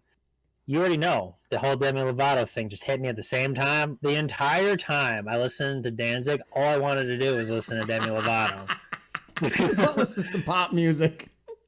I hear you. I was going through this too, and I was like, you know what? I've heard enough Danzig. I'd like to listen to something else as well. I did this over like 3 days, but it's a lot. It's a lot to do all at once the way we did this. But I did have background to go on as well. All right, let's go ahead and get into Danzig 7. We're in the home stretch now. We're more than halfway through. I thought on a whole, the vocals on this album were mixed way too low. And why the fuck would you do that on a Danzig album? Like, arguably, the thing that we come here for Danzig is his goddamn voice. So why would you mix it low? Did you notice that the vocals were just low in this overall? I don't remember entirely, but this is full disclosure. This is the album where I only have 2 notes. Okay, no problem. We can move a little quicker on this. What are your 2 notes, and then I'll share a few of mine, and we can rank it. I wrote that it is this first song reminded me of the Misfits, and then the second reminded me of Elvis, but it was boring. Yeah, that sounds about right. I don't have too much to say about most of this. Some of my notes are dumb and bad and fine and why. Once we get up to Dead Inside, which is track number 6, I feel that's a hidden gem. I really like Dead Inside. You don't have any recollection of track number 6? I didn't have literally any notes. Okay, about fair this enough. album after that, and I gave it a D because of Whoa! So this was the boring one for you. It somehow did not leave any impression on me that I forgot to give it notes the entire time. Oh my God. All right. Who knows? Maybe you were dead inside after listening to 7 hours of Danzig. So Yes. just to cover some more. Just to cover some more of my own notes, I think Kiss the Skull on here. I'm just going to mention the standout stuff. I'm going to skip the stuff that isn't. I don't really want to diss on Danzig that much anyways. Like I said, I think this guy's great. I'd put his old discography up into the masterwork really if I was pressed, just out of spite maybe. Kiss the Skull I think is a banger. I like any of his songs that just have the whoa-ohs. I think he should release. Just make sure you always have one of those on an album and it makes the fans happy. Angel Blake is good because it has a lot of focus on the voice. It's one where the voice is actually mixed up high enough that it's proper. The Coldest Sun I thought was a really nice creepy song. Halo Goddess Bone I think just solid rocks. And then I think they backloaded this album. I think the end of this album is so much better than the beginning of this album. I might even have a better opinion on this album if they inverted this. And even just started with Light, Without Light I Am, which is creepy and cool and probably has like the best riff that's been on a Danzig album in years up to this point. I think that one's fantastic. If they opened with that, maybe I wouldn't, maybe I'd feel more favorably about this. You gave it a very low mark. I gave it a very mid-range mark. I kind of felt it was like a 5.5 out of 10. Maybe it's only for the hardcore at the end of the day. I think that's fair. I think you need to listen to a lot of Danzig. I would hate for this to be anyone's first Danzig album. I wouldn't do that to someone. I wouldn't be like, oh man, listen to Danzig 7. Well, what the freaking album were we just talking about? Danzig Without 6. Skeletons? They're numeric. What are we saying? What? My nose fell on the floor. No worries. We were talking about Danzig 7, and I was saying that I think it's only for the hardcore because I would hate for anyone to start here. I think this would be a really bad space, a really bad album for someone to start on. I think you got to be deep into Danzig before you can start getting into this stuff. So that one, I actually have no notes for at all. I'm actually not entirely sure if that one was on Spotify. So that one went completely over you mean me. Circle of Snakes? 7. 7. Oh, okay. You didn't have. You had a. Did you hear it at all? I don't know if I did. I You think might I have skipped went that one. from. Let me see. I went from Skeletons to Black Laden, whatever, and then I know you gave me the Death Red. the Death Red one. So there's that. Okay. I'm still gonna stick with 7 down and only for the hardcore because like it just I think it is for that. Maybe all right that you skipped it. Come back to it later or not. Nothing too amazing on it. I'm not gonna say that you're selling it on for me. I can't do it. All right. Did you listen to Circle of Snakes? Circle of Snakes, is that an album? It is. It's a Danzig album. Here, let's go to the discography here. So we had I Luciferi, which is number 7. And then the 8th album, which is Circle of Snakes, put out in 2004. So the ones that I just mentioned were the last ones that I have any information on that I wrote down. Black Laden, I had some information, the Elvis one. Okay. And then the Red Death. The Red Death, I only have minimal interaction with because I try to listen to it while I was playing games. And then it told me that a lot of the videos that I was trying to find of the songs were unavailable for me for some reason. All right. No worries. I got a couple of songs, and I think, not to skip ahead, but I mean, all right, no worries. Let me go ahead and just cover Circle of Snakes real fast. Sure. I don't have a lot. I remember liking this a lot more than I did when it first came out. This is the first out. So Circle of Snakes is the first album with Tommy Victor of Prong. Do you know anything about the band Prong? One of my friends plays drums for them. Awesome. So yeah, Prong is cool. Prong's another one of the bands that I was into back when I was a teenager. So it's really cool to see Tommy Victor hook up with Danzig and make an album with him. This album has major production issues. And I gave this album a 6 out of 10. But if they fix the production issues on this, remastered or whatever, I think it would be an 8 out of 10.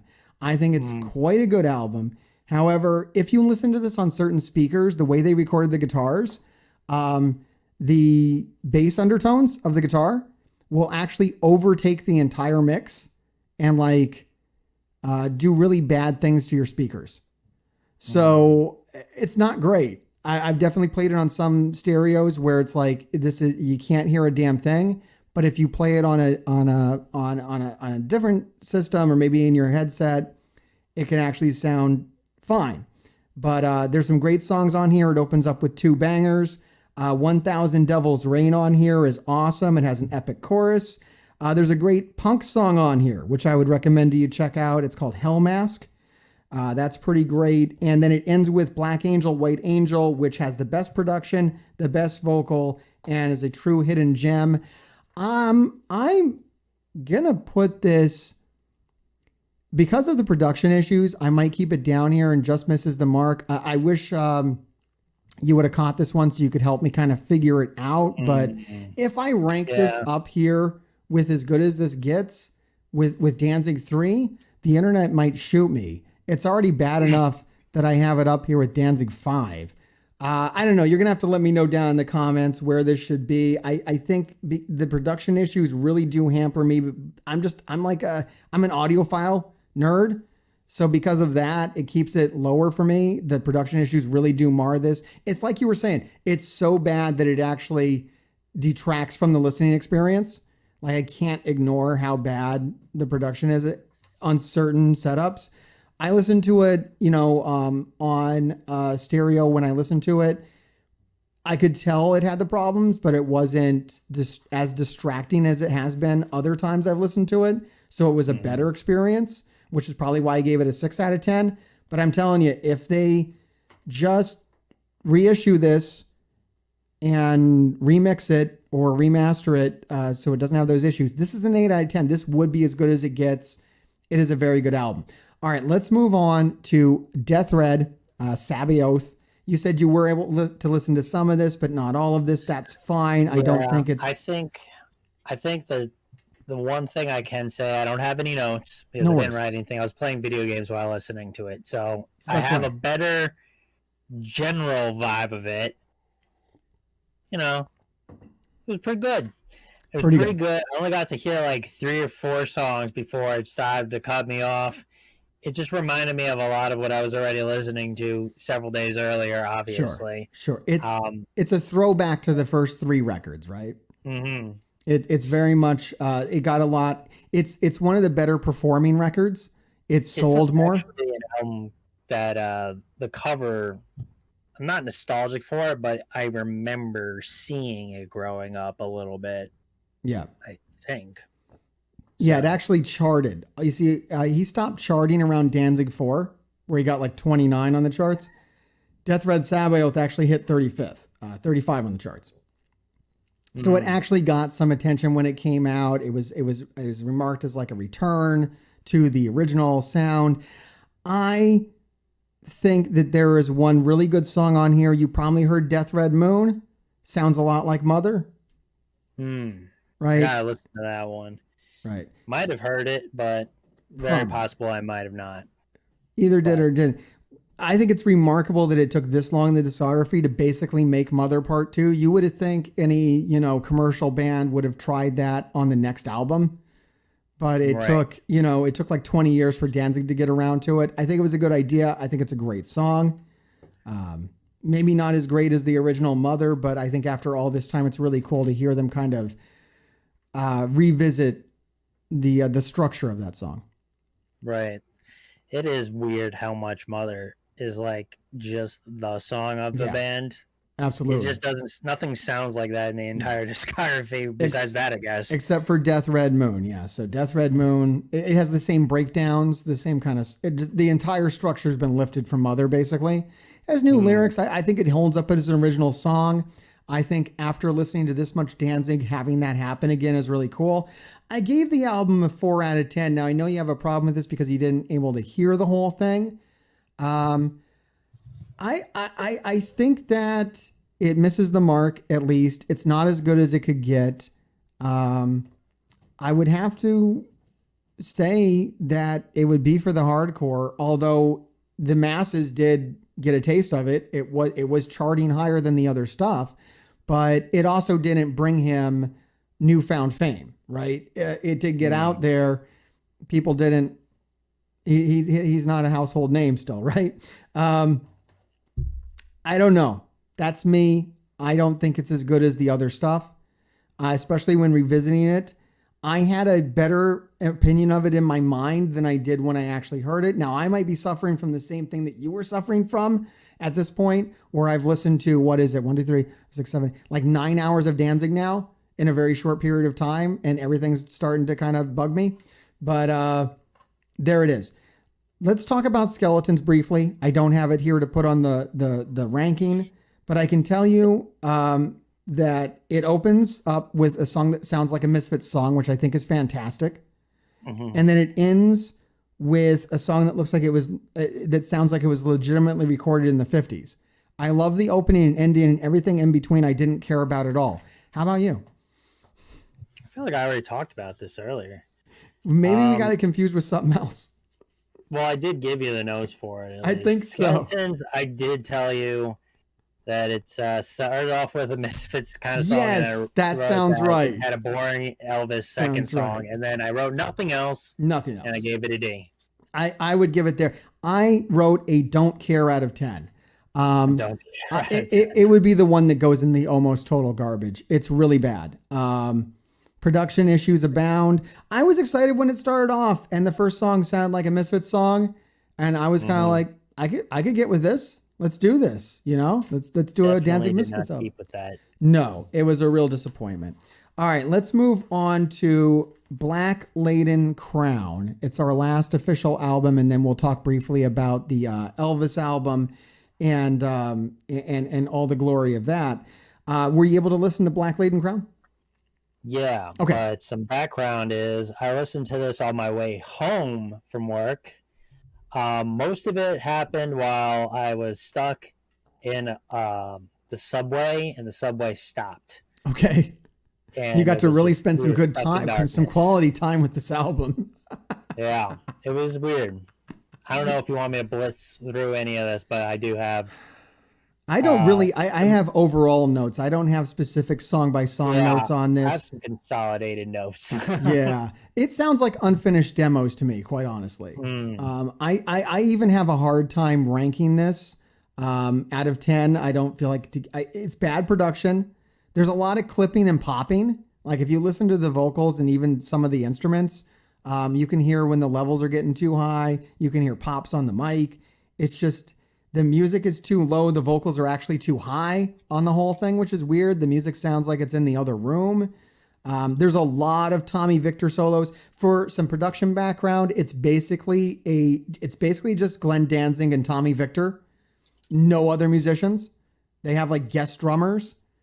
So it's very isolated. I think the last song in the album is the best song on the album, but yeah, I don't know. What did you think about this? So my notes were, I think the first song or two I wrote doom thrash. I think that looks like a note, but that's actually the next song. I don't know if I wrote anything for the next song. The third song, I questioned if Doyle was on it because it just sounds like everything would be a Doyle pinch harmonic that he does in every single song he does in Doyle's band. But I couldn't find Doyle to be in the band roster at any point on Wiki, so I couldn't. It's all Tommy confirm Victor. that. That's Tommy Victor. Yeah, so Does a Doyle's lot not of in the that. band.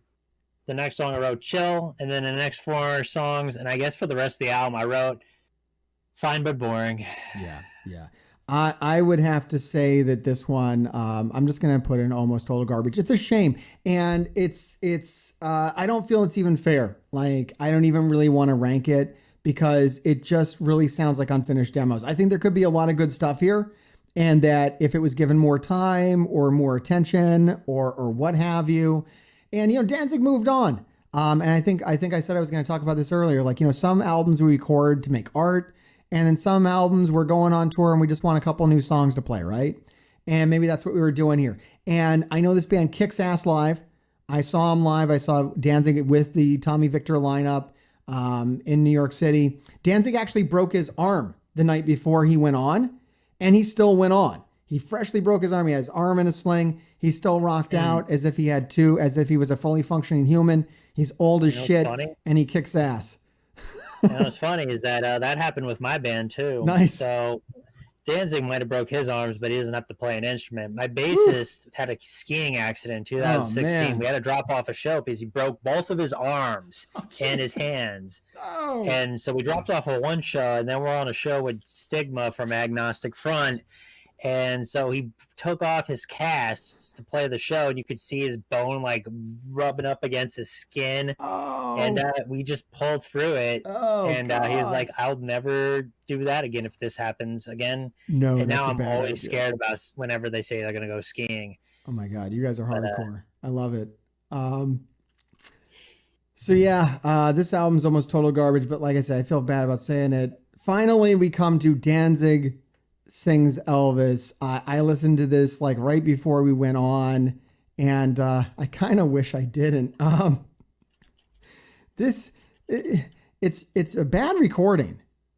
Like, it's not good what's happening here. Oh, by the way, that's it. That's all we have is 12 Danzig is a Badass songs, by the way. There were no other ones that I could discern. So that is good. At least he's moved away from that as he was he like 60 now. So that's good. At least he doesn't have to prove that to us anymore. We all know he's a badass. I thought that this album was kind of a failure because I think something like this, the goal of something like this would be to get people who like Elvis into Danzig or get people who are into Danzig into Elvis. And I feel that it does neither of those things. It's something that fans wanted for a very long time. Like, oh, if Danzig did a bunch of Elvis songs, it would be so great. I think this is like what no one wanted, was a bunch of straightforward, and bad song selection too, right? Like, you noticed that when we went through here. I'm talking about how Danzig's an old man. We're singing songs about young and beautiful girls that he wants to court, that were like from one of the Elvis movies. You know, Elvis was, you know, writing these songs when he was like, you know, 20 and the best looking man on the planet. This is not the case now. I don't think if Elvis was was the age of Danzig, he wouldn't be singing these songs. Yeah. Did you like anything on here? Was there anything on here that you thought was well or good? So I did listen to this. I'm sorry. I felt like it was a snooze fest because it was too slow for me by this point because I've kind of lost my mind and I was so fed up. Listening to this on the train ride home.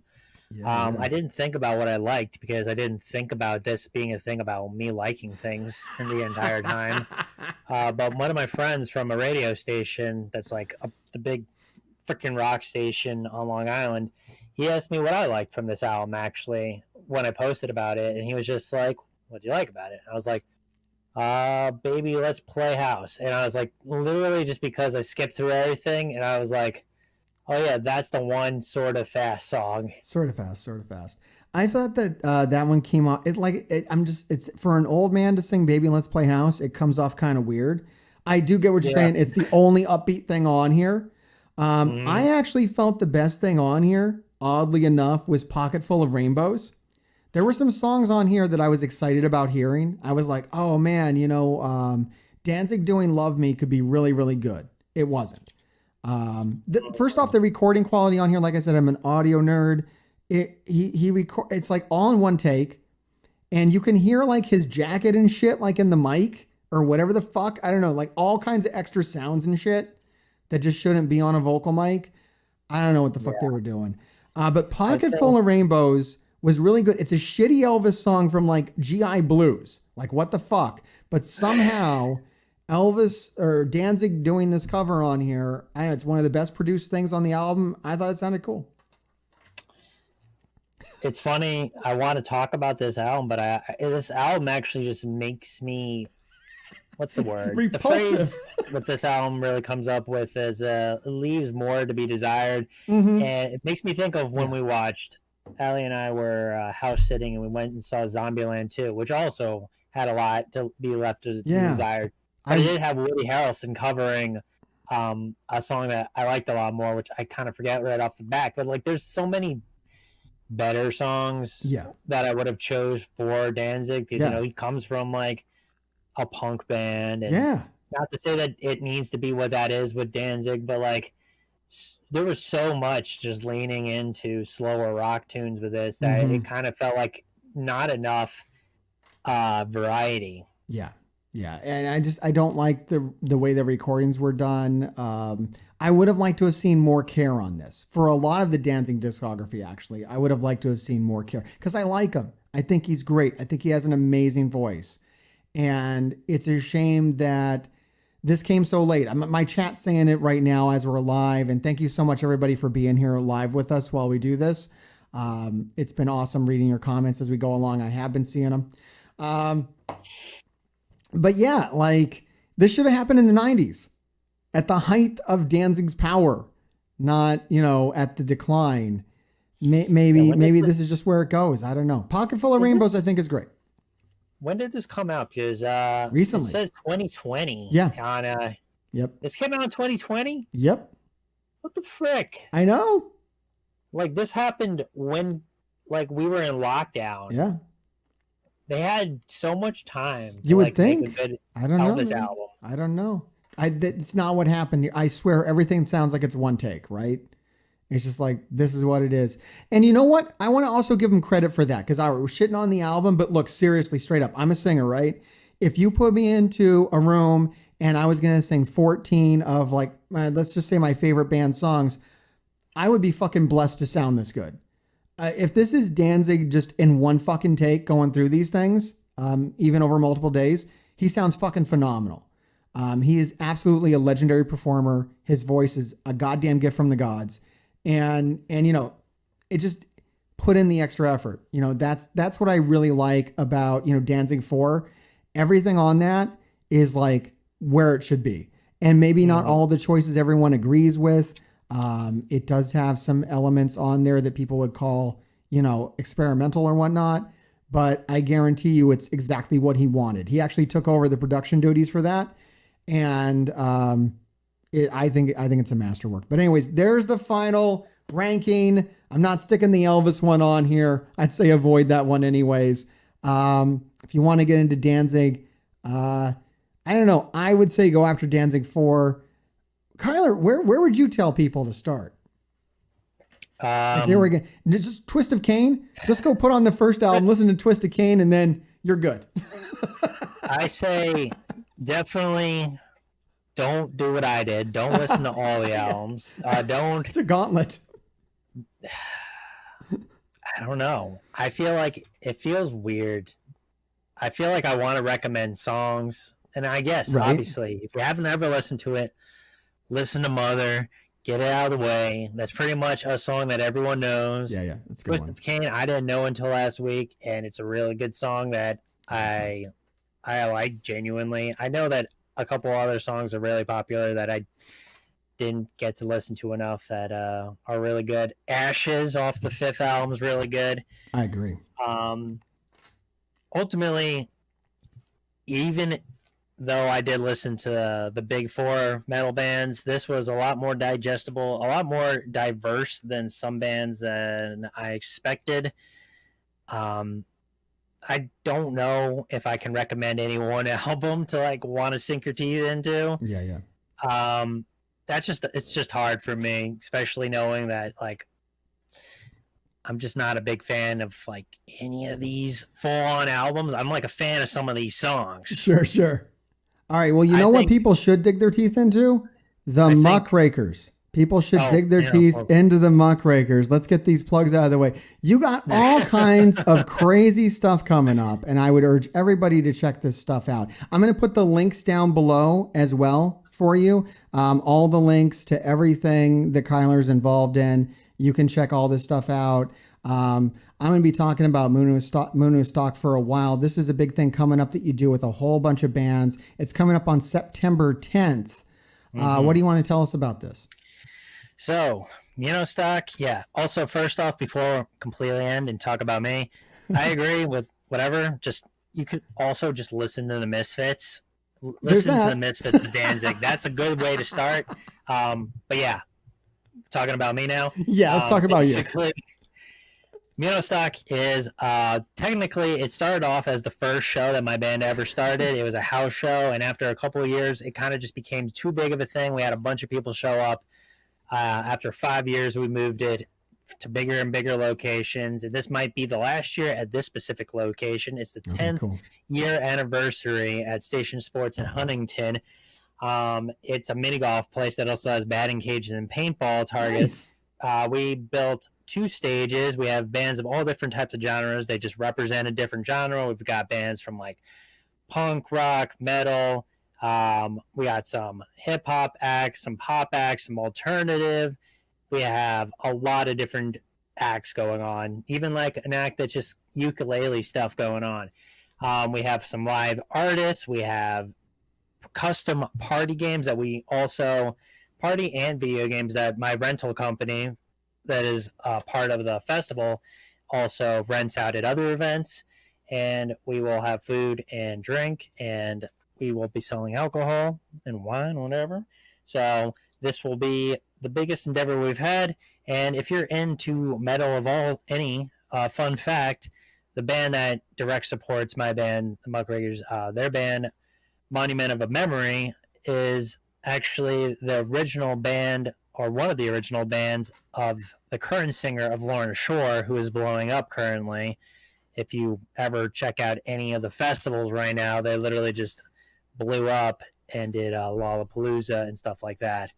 So pretty cool stuff. Also, Sabretooth, their singer, is the voice, the front person of Rolling Stone, the magazine. They do all the streaming for them and does interviews. So he goes out to all the big festivals and talks to people and does some cool stuff. And as far as everyone else, they're all a lot of cool different artists that I can't say have like this random like fun fact about, aside from like, maybe the Lucy's, they have people in that band that brought me into like the New York scene, but like it's all family basically. Awesome. When you want to break it down to that. So yeah, basically September 10th, that is my festival. And we have a bunch of other shows coming up. You got this one coming up here. This one is in Pennsylvania. We are coming back, but we're playing Allentown for the first time, opening up for City of the Week in October 16th. Artifest.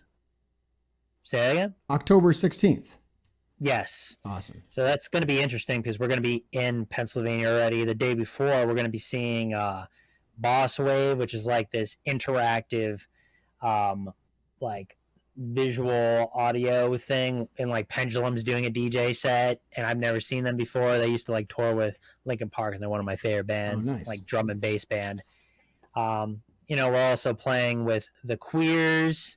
Yeah, let's get that one pulled up. I've seen the Queers a lot. For a band that I don't like own any albums from, I've seen the Queers a remarkable amount of times, mainly because my wife loves them. My wife loves the Queers, so I kept getting dragged to Queers. I think finally at my 8th Queers show, I became a Queers fan. It's hard to ignore how great they are. Yeah, they're this is the second time we are direct supporting them. We played with them out in Virginia. That was our return to Virginia with them.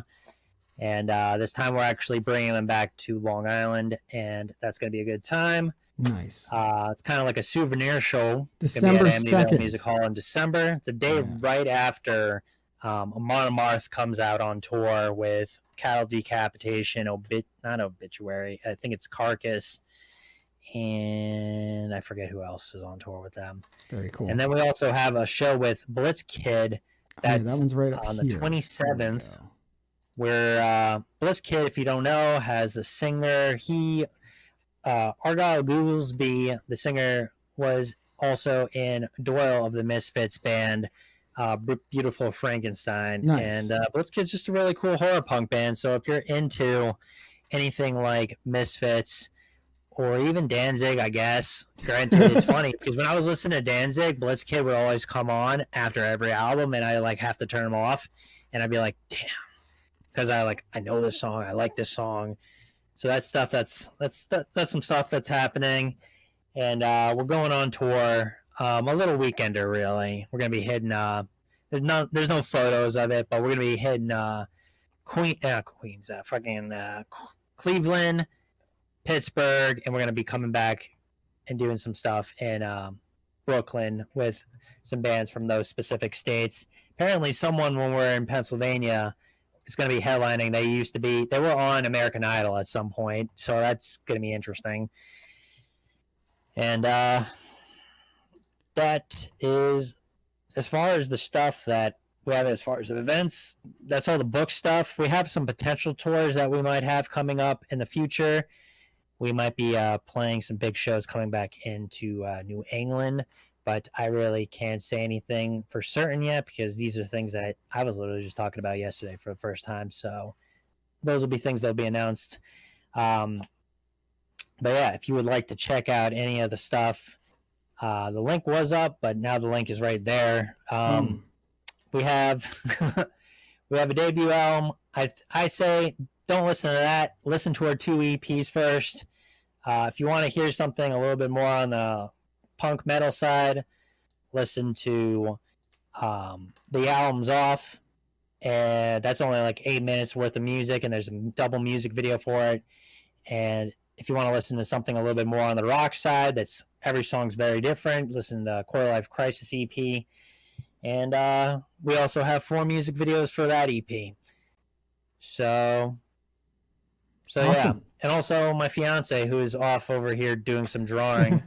Her and I, we stream, but we didn't stream a lot since I started this new job. But we're planning on streaming more. So, if you see my name in chat saying hi over there, if you want to follow me there, we stream sometimes. We're going to probably be streaming every Thursday for a hot minute. I'm going to try to fit that back into my schedule because life has been so busy that, it's surprising how much it has been good to be back on streams because you can't make it out to hang out with people in person quite that often. So something like this, sometimes you wake up in the morning, you're just like, oh, I don't want to do things, but then you actually do it, and it's like a lot better than you might have thought it might have been. You know what I mean? Absolutely. No, I have the same experience with it. And it's been great having you here. Thanks for helping us talk about these Danzig albums. It's something I enjoy doing. Let us know if you're still watching this video on YouTube and you've gotten this far. Make sure you like, make sure you subscribe. Let us know which discography either I or Kyler or both of us should take on next. Kyler, would you do this again? Do you want to do this again? I don't know. Is that a threat? Well, I literally have so many things that I already plan to do. So Look, we can only get better at it, right? yeah, I mean, literally, it's very clear that we might need to find what I don't even know, a common ground, because I can't throw you into certain things. And also, I know you could. I felt like I talk about Demi Lovato, because that's just my thing right now. But you know what I mean. I felt like I threw you into this. I have a wealth of Danzig knowledge. Well, we already have some people right here saying OnlyFans, Agnostic Front, and King Diamond. You know, I've actually got King Crimson, King Diamond, Iron Maiden, a bunch of people hitting me up with countless recommendations. I've never really listened to King Diamond, but I feel like I should. I have listened to I listened to a few things, and I was like, this is kind of more interesting than I ever thought it would be. Yeah, maybe. All right, look, we're gonna wrap it up tonight. Like I was saying, I'm a huge Danzig fan, so sometimes I do end my streams with a cover song. Tonight, I do have a cover of Mother with some lovely piano playing, so everyone can be tortured by that. All right, thank you so much for joining us for this, Kyler. And definitely check out all those links. They're down below. Links for Kyler and everything they're doing, and links for the Muckrakers and everything they're doing. And then check them out on Facebook. Follow them around. Go out to see them live. And who knows, maybe even Mr. Hargrave is going to be there at some point. If not this year, probably next. I'm gonna start following you around, Kyler. I think you're cool. Thank you so much for hanging out with us tonight. Grave diggers, keep digging.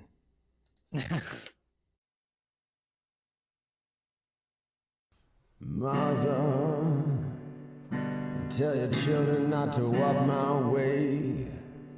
Tell your children not to hear my words, what they mean, what they say. Mother, Mother, can you keep them in the dark for life? Can you hide them from the waiting world? Oh, Mother, Father, gonna take your daughter out tonight. Gonna show her my world. Oh, Father,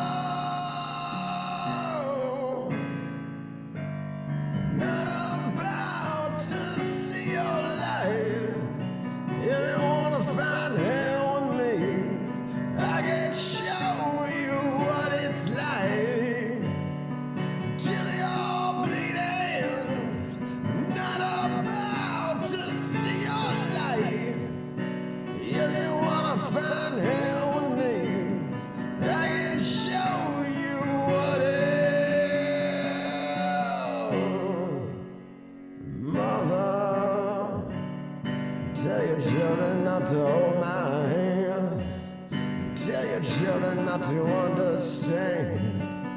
Whoa, Mother, Father, do you wanna bang hands with me? Do you wanna feel everything? Whoa.